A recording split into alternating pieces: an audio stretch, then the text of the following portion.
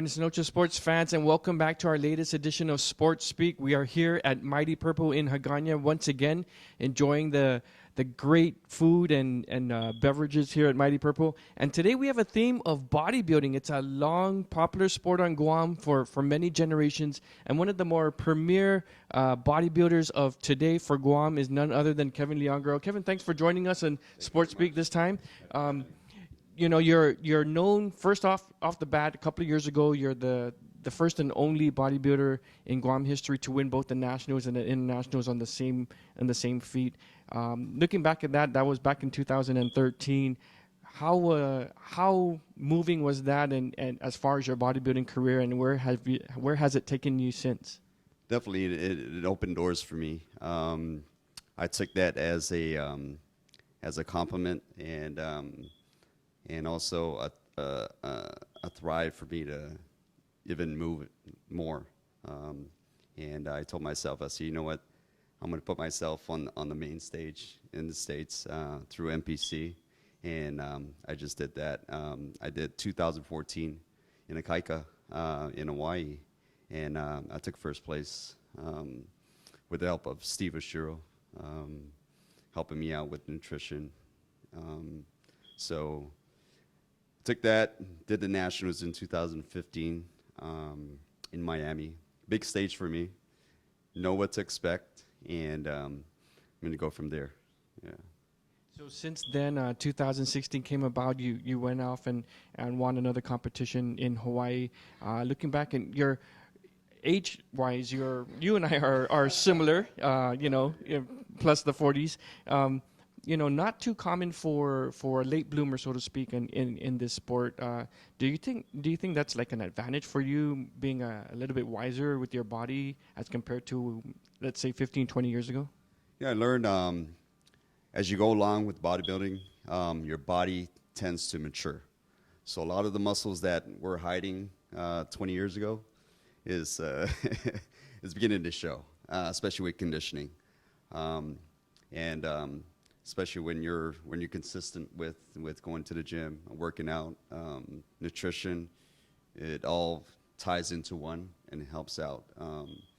With that, you learn your body as far as dieting, when to peak, and when to push a little bit more.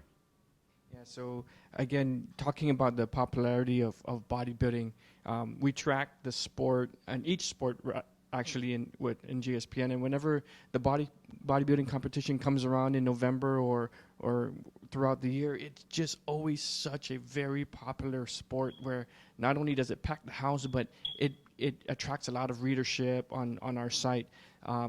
With that being said, with you achieving what you have done, how do you feel being being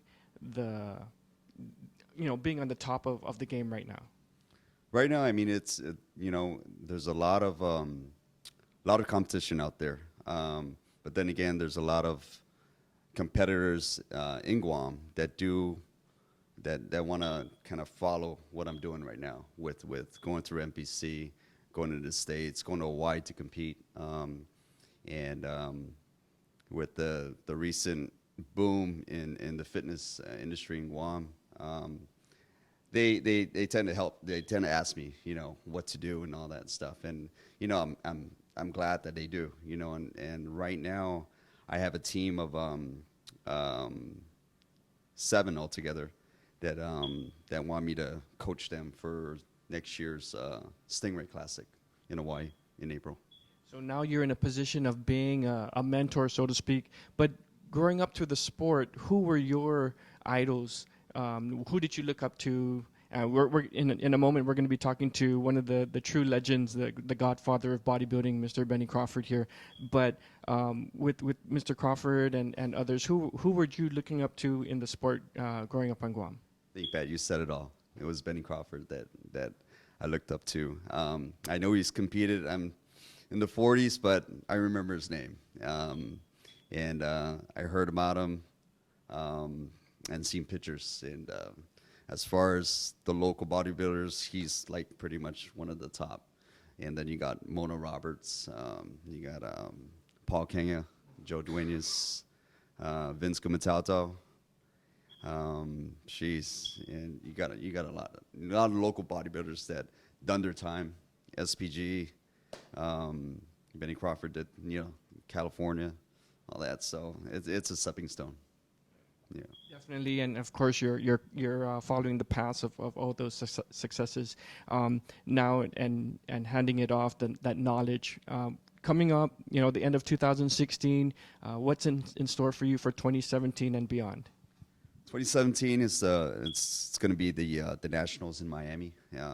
Actually, I'm gonna go ahead and seek out a pro IBB to seek out as a coach. I'm going to come in as my best, and I'm going to start early. So pretty much early is about 6 to 8 months before the show. So I want to get at least the top 5, and eventually get that pro card.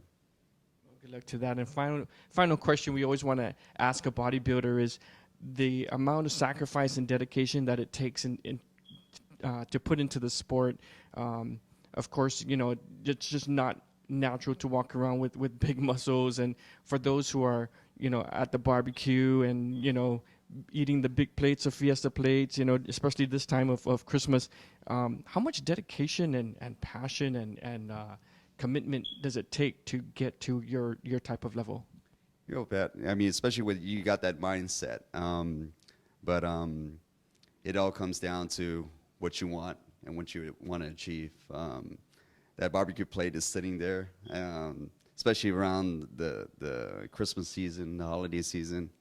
So you kind of choose wisely. So you go to the salad, and then you go to the chicken. But you kind of alter your eatings out there, and try to enjoy it with the family. So as far as trying to compensate, I do my best to. I'm sure it's really challenging. It is eventually, yeah. Well, thanks for joining us, Kev, and Merry Christmas to you and the family. Thanks for joining us, and we're going to take a quick break right here. We're going to talk to Roque Alcantara from Mighty Purple, and we're going to go over their latest, it's like a tarty pineapple slash tarty acai ball. So we're going to talk to him about that. And then on the flip side of that, none other than the legend, Benny Crawford, coming up right after this.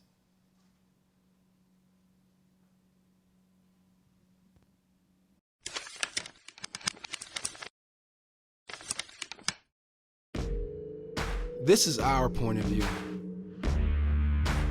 If there's a better way, take it. If there's a mold, break it. If there's a trail, blaze it. If you see the future, shape it. If there's an icon, remake it. If there's a perception, escape it. If there's a road, race it. If there's a shortcut, never, ever take it. If it can save lives, embrace it. And if there's a dream to be chased, chase it. This is what we make. And this is how we make it. Half day and welcome back. We are here at Mighty Purple, and once again we'd like to thank the owner, Roque Alcantara Jr., for hosting us. And you know what, my hands are kind of tied up here. We're featuring the Island Mighty Ball, and or the Mighty Island Ball, Mighty Island Ball, and I took a couple of dips in here, and I'm gonna make you hold the mic and tell us about it while I enjoy this very great ball here. Go for it. So. Yeah, like you mentioned, the Mighty Island Bowl. We basically, we're islanders, right? I mean, we come from an island, and we're very strong. We may not be big in numbers, but we're strong. As far as we come together, right? We become mighty, right? Mm-hmm. Mighty people, for sure. So that's where the concept of the name came from. We put stuff from mangoes, kiwis, pineapple, bananas. honey, granola, coconut, all that good stuff, and remind you these are fresh fruits too. So nothing frozen, all fresh, all natural. Yeah, real quick, I know it's a purple themed Mighty Purple, but for all you JFK alumni, it is green and gold here. So just to throw that in, we don't want to be leave that out. Right on. I mean, there is purple though in every bowl that we have down here for all you Gecko alumni out there, such as myself. I don't know this green. I think it's just for like the grass, trees and stuff like that. But yes, there's purple, good stuff in there always. And yes, this is one of our latest bowls. We just came out of it a couple months ago. We're just trying to keep things enticing down here and keep you guys wanting more and hopefully continue to come through and support us for sure. Yeah, very enticing. Very good ball, by the way. And, just adds to the great list of features that we had in the last couple of segments. While I'm trying to swallow this, he's going to tell us about the calamansi drink and how local that is. Okay, well, so of course, Guam's weather, very humid, very hot. We wanted something very refreshing, something that's going to quench our thirst, definitely. We went, of course, the local route like we always do, and we went and we teamed up with we didn't team up with them, but we did inquire with them about their farm up there at the UOG, University of Guam Triton farmers out there. Thank you guys very much for freshly picking our calamansi and providing it for us. So that's another way of us, again, supporting local out there. There's concentrate out there. There's all this powdery, liquidy stuff, but you don't get that from us down here. We come straight from the tree. If we don't have fresh calamansi, we ain't gonna have calamansi tea, bottom line. But yeah, I just want to throw that out there. It's fresh, freshly squeezed. Our staff down here, they're putting that mighty squeezing to work, The mighty love. The mighty love, yes. So as time consuming as squeezing calamansi is, I mean, you probably all know, you squeeze 1 million calamansi and you get probably just like a little over an ounce or so of juice. So there's a lot of work put into it, but at the same time, that's our concept, all fresh all the time. So who conducts the calamansi squeezing training, so it doesn't squirt in the eyes? Oh, man. So I think everybody pretty much is proficient now, man. I think they've had all their trial and errors with squeezing the calamansi in their eyes already. Yeah, you think cutting onions, you're crying, but even squeezing calamansi too. So yeah. So yeah, it's everybody puts in their fair share of squeezing calamansi, and it's the best route. It's the best way to go. Yeah, absolutely. I mean, you have other shops in town that has concentrate calamansi, but coming from the Philippines or whatnot.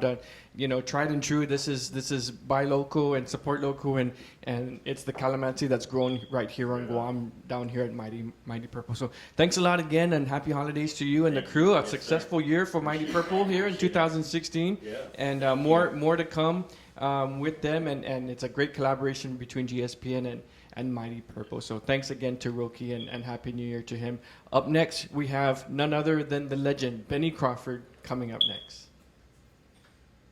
GTA and Buddy's Home Furnishings presents the 2017 GSPN Preseason Boys Basketball Tournament, January 6th to the 13th at FD. Guam's high school teams gear up for another exciting season, and for the first time, a select team from the Philippines will be playing. Hoops legend Muggsy Bogues, the shortest man in NBA history at 5'3", will be running a special basketball clinic for middle and high school players on January 14th. Catch all the action at the GSPN Preseason Tournament in January, thanks to these other fine sponsors.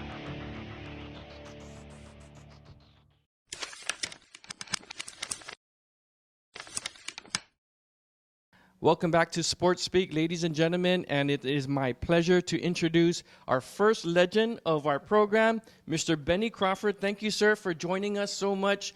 Merry Christmas to you and your family, and thanks for joining us. The reason why we really wanted to get you in here, sir, is because we hear that you'll be leaving the island for a couple of years. Tell us about that and why you're making such a move. Right. First of all, I'd like to say I'm 70 years old. I'm Chamorro, and I love Guam. This is my comfort zone. This is my home, but... I father kids led in life, and my youngest boy is 13 years old. His name is Dante.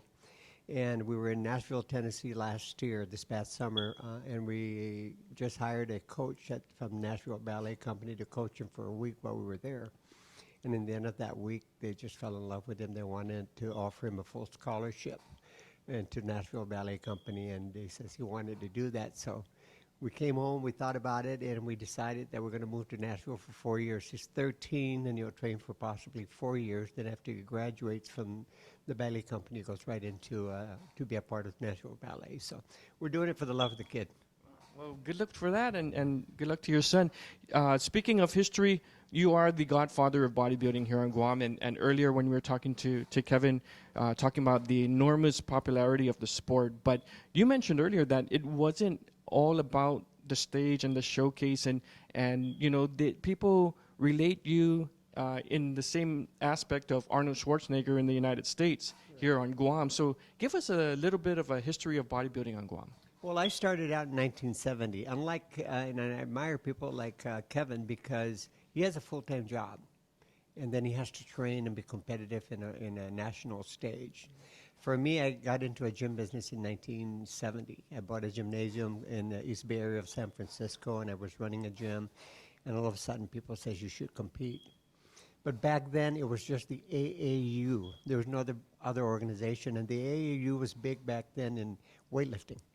So when they have weightlifting meets, the bodybuilders decided to crash these weightlifting meet, and they made it a part where we were the sideshow to the weightlifting. They had an audience, so we had an audience to participate in. And I remembered our stage used to be table. After they finished the weightlifting, we would take a table and put it on a basketball court, put chairs, we stand on this table to pose, and the posing light up on the so it was really primitive back then in the early 70s.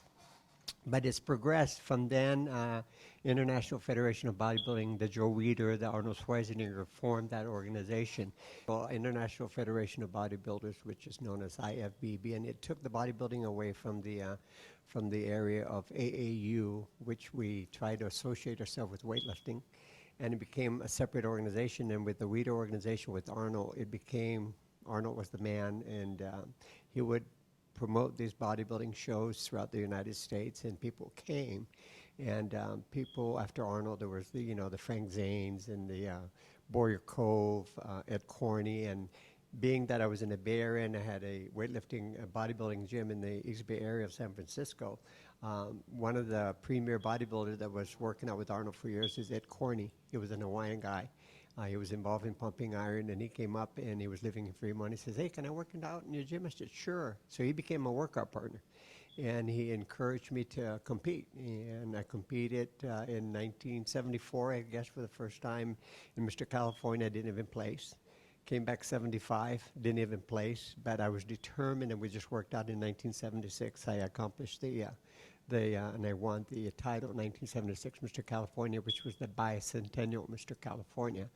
And from then on, I published a book called Book for Everybody that was published by World Publications, which is Runner's World, Bicycle World. That magazine published my book, and it was a bestseller for a few years. But meanwhile, there was family. I wanted to compete in the Mr. Universe, and I just never was able to get myself into the stage of being large to be able to compete because of all the other responsibilities I had. So it was a good fun time, and I stayed in California till 1980 and I moved back to Guam. And tell us about that transition back home. What was the environment like for bodybuilding and fitness at that time when you came back home? Oh gosh, we're talking antique, primitive. There was a gym here in Guam called Asanoma Gym down here in Anigua. And it was the only gym, and I says, "Gosh, okay." I go down there, and they had these dumbbells that had pipes with collars on them, and you can't put them in your thighs because of the pipes and stuff. So I worked out at Joe Sonoma for a while, and then in 1984, I was here for 4 years. I was working at Juvenile Hall as a youth service worker, working with the kids. Governor Berdayu invited me in one day, and he says, "Hey, help me with this campaign. And if I win, I'll see what I can do for you to help you out." I wasn't thinking of anything. So anyways, I helped him out. He won the governorship. One day they called me in. He says, "Hey, there's an opportunity to work at the field house. There's a opportunity for you to be a manager out there." He says, "But I need to ask you a question." He says, "If I help you," he didn't tell me he was going to give me the job. He says, "If I help you get that job, what are you going to do for the people of Guam?" And I'm thinking, wow, what an opportunity. I did this for a living in the States. So I shared with him that we can open up the field house and create programs that would make it self-sufficient. And I became a manager, and we built the first weight room, quality, world-class weight room at the field house, indoor-outdoor weight room. Then we started promoting concerts, Quiet Riot, Menudos, and all those concerts. So, yeah, you were there, yeah, and those were the fun times. But I was tasked with a job to be able to generate revenue. And one of the things that I do as an individual is I know how to make things happen is generating revenue. And today I'm a businessman, but I worked at the field house for 4 years, and I found out and realized that there was just so many bureaucratic stuff that was going on, the memorandums, you can't really put forth things because of the regulations. So I decided that I didn't want to stay in that job, and I was looking for another opportunity, and I saw the opportunity to start a window washing business, the high-rise window washing business in 1988. So I resigned, went to the States, and I learned how to rig and use both windshield, and I came back here, and my first job was really an awesome job. I was doing Micronesia Mall. They were opening up, and I was doing all their windows, and I said, can you help us with janitorial company to clean out Sterling department store, Safeways, Porter this, and so I had 40 employees on the get-go, and it was a really good business. So it's been a blessing. The Lord has been gracious with me in many, many ways, and I'm thankful to be back in Guam. Then, of course, now Gold's Gym. I was at Gold's Gym for the longest time. I'm 70 years old. I'm very active still working out. Although at 70, I kind of just abused my body over the years. I got a real bad elbow. I got a shoulder replacement. I got torn meniscus in my knees. I've got a compressed vertebrae. But the issue for an individual is that you need to work through those injuries.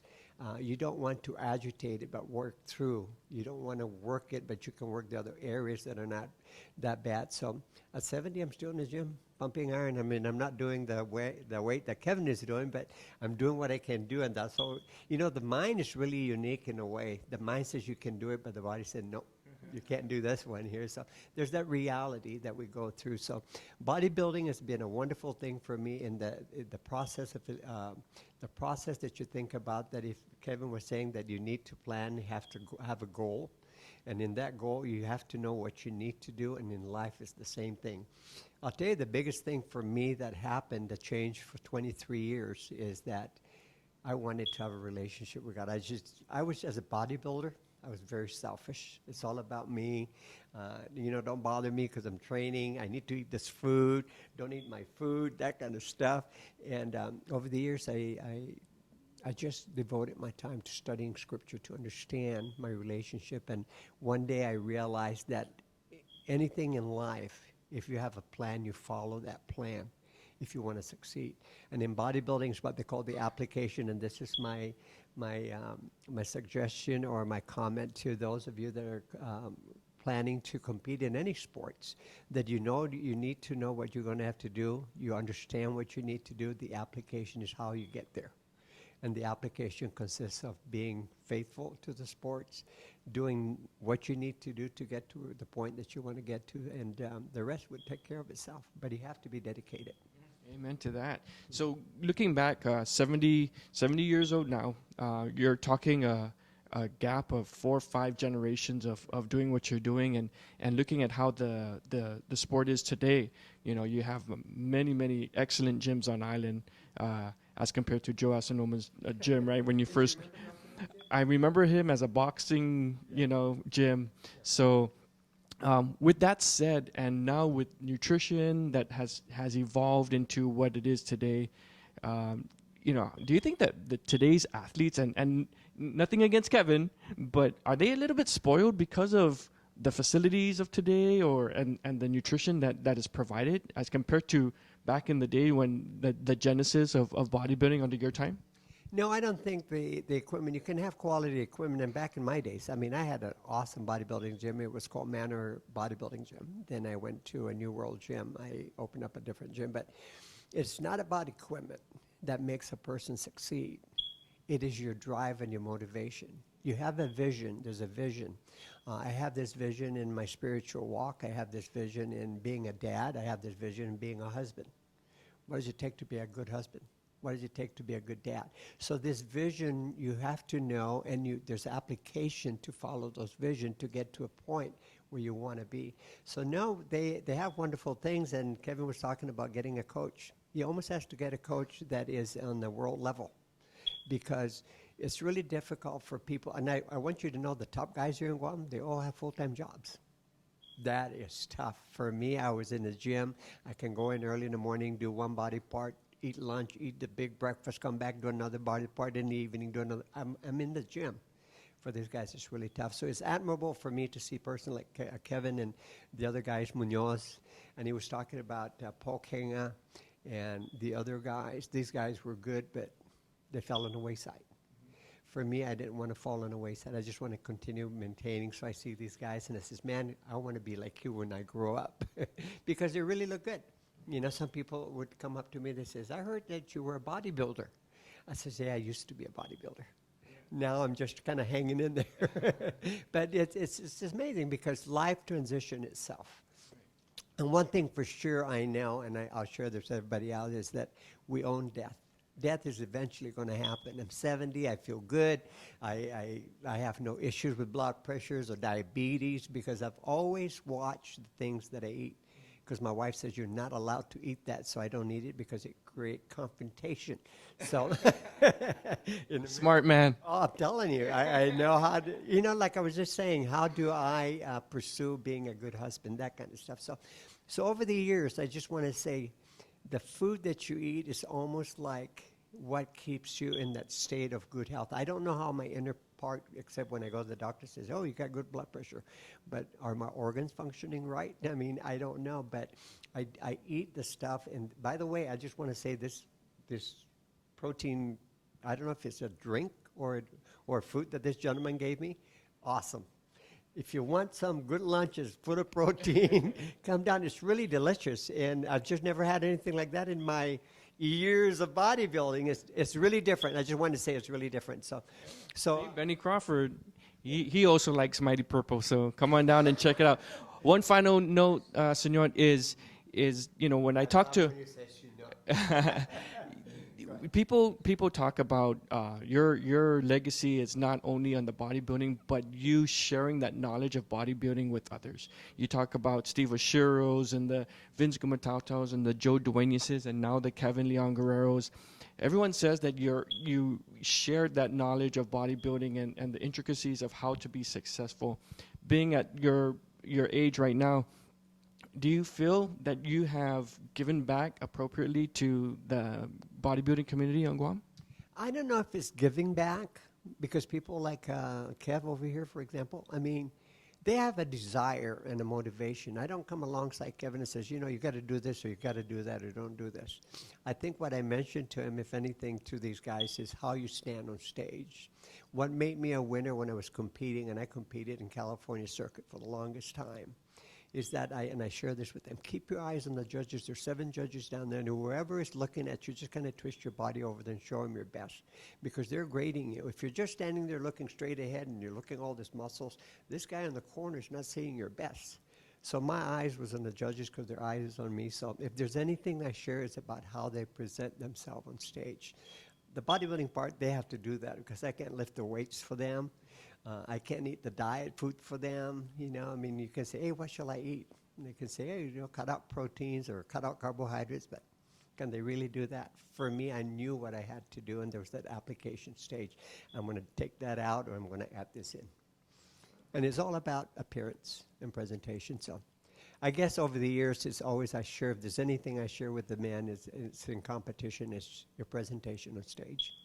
Awesome. Well, you've just heard a full history of Guam bodybuilding and from the legend himself, and we're so appreciative of him coming by and talking to us at GSPN. Good luck, sir, for the next couple of years with your son in the States, and we look forward to your return back home. And happy holidays to you, and we'd like to thank you for joining us and Kevin earlier, and on behalf of Roque Alcantara here at Mighty Purple, we'd like to say happy holidays, Merry Christmas to everybody out there, and I am Patrick Lujan. We're out. Thank you, brother. I hope that turned out good. We will. Thank you. We should be done. We'll put this together in a couple of days.